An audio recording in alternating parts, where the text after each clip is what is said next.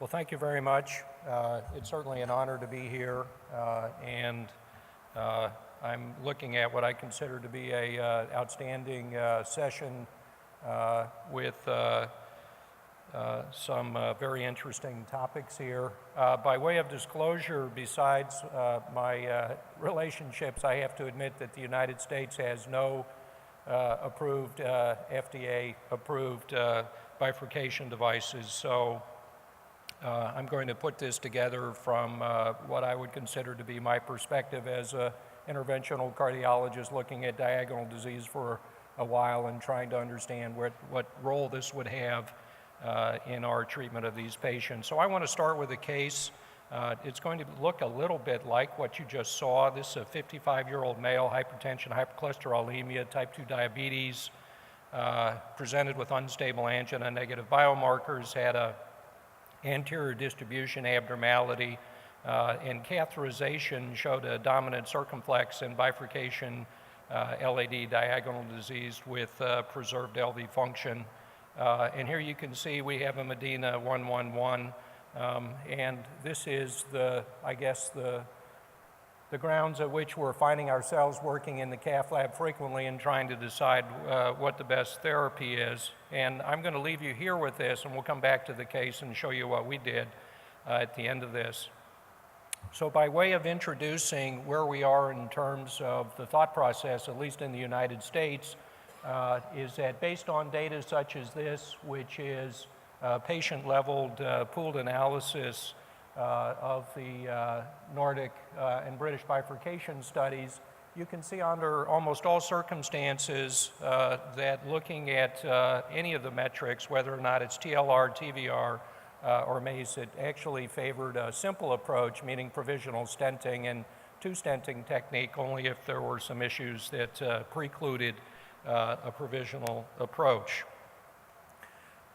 And you can see that this has been introduced as a class 1 indication in bifurcation lesions recommendation, shown here in the 2011 guideline, showing a provisional side branch stenting should be the initial approach, and a two-stent approach should be used only when there is concern about being able to get back into the diagonal vessel. Guidelines are one thing, actual practice or another, and we know that probably there is no single bifurcation lesion that behaves just the same as any other one you've treated, and it's access into the side branch itself, which seems to be the biggest challenge that we have. When we looked at two-stent techniques, what are some of the issues that we have? We get stent distortion, as shown here in some of these photo micrographs of models of stenting of the side branch. You end up with multiple layers of struts when we have drug-eluting stents. It's challenging to understand what effect that is going to have on healing. We end up with flow disturbances, uncovered struts, lots of malapposition, and in short, it's just a mess. One of the things that we look forward, though, to is that we should treat these patients just as we treat any other complex PCI patient, and it would be nice to have a strategy as well as the technology that would allow us to do this in a consistent and repetitive fashion. So you want something that you can do simply. You don't have to be extraordinarily imaginative. Obviously, the key here is to have side branch access, and that's what the stent technology should allow us to do. Ultimately, you also want to have decrease in outcomes. So you want to have a decrease in stent thrombosis rate, which we know can be increased at the side branch under some circumstances, as well as decreased restenosis. So I'm just going to take you through some photomicrographs of some of the bifurcation stents that have been termed dedicated devices, meaning that the sole purpose of this is to allow side branch access. And in my own opinion, that's probably a better term to use than a dedicated bifurcation stent, because that's more self-describing. What we can see here are three of the stents. The pedal stent was one of the earlier ones, and you can see it has a rather unique sort of conformation on the bottom, showing that, in fact, somewhat non-physiologic right angle approach, and you can imagine that would be problematic in a lot of large bifurcation in side branches which do not come off at 90 degrees. Shown here are different forms of side branch access stents.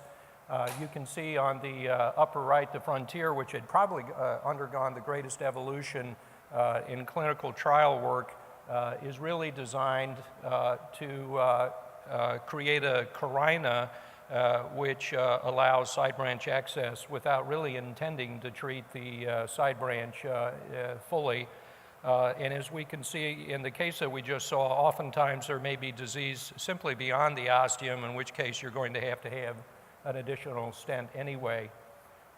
If you look here at some blown up photomicrographs on the far right, we can see that what we've done is through the sidewall of the stent that we have created somewhat of a bridge that goes across the carina of the main vessel into the diagonal branch.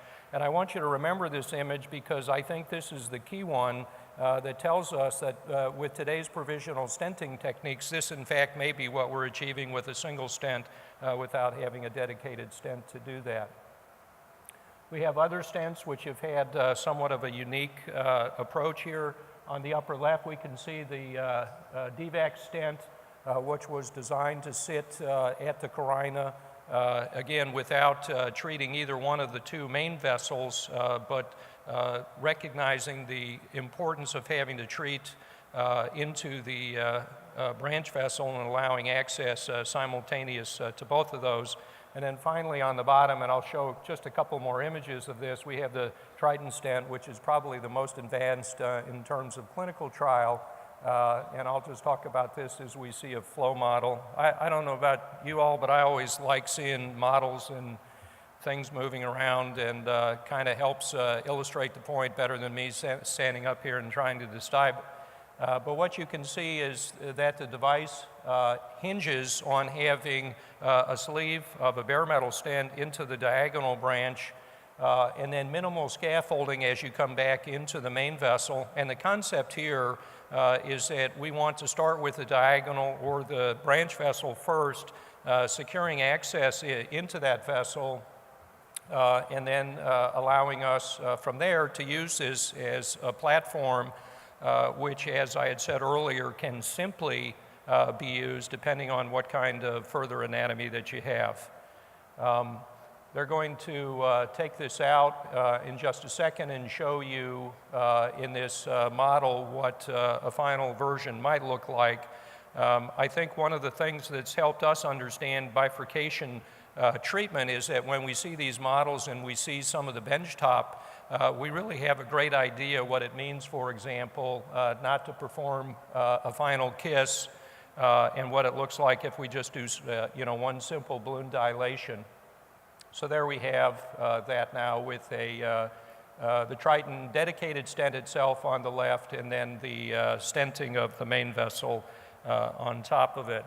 So this is the results of the Triton study in a randomized large comparing the Triton approach to provisional stenting. Was presented in JAC earlier this year. We can see here target vessel failure, target vessel MI, and clinically driven TVR were not different between the provisional stenting shown in orange and the Triton stent shown in blue. And in fact, there was a trend towards more TVF and target vessel MI. And we can see here that there was definitely a trend towards more MACE in the Triton group. If you look at it a little bit more carefully, though, we can see that based on the branch vessel size, that most of this unexpected lack of a benefit was driven almost entirely by vessels smaller than 2.25, and when I refer to the vessel, I mean the side branch. So we can see that the trend towards MACE in the Triton group was driven by small side branches, and I think at best we would say that there may be parity or equivalence here, but certainly was not a home run in terms of showing that we would have better outcomes if we use this approach. So given that we have limited trial data examining the benefit, probably again trying to provide access and then a carina which is accessible There are some other techniques which I wanted to describe real quickly, which may have put us in a position where the emphasis on dedicated bifurcation stents may not be as important. So the first of these is shown here. This is with newer generation drug-eluting stents, and we are looking at comparing the DK crush, so that's double kiss crush in the blue versus provisional stenting in the green, and we can see whether or not we're looking at freedom from TLR or freedom from any MACE, that in fact the DK crush was superior to the provisional, which really flew in the face of all the traditional data we had been seeing, as I had shown earlier in my presentation.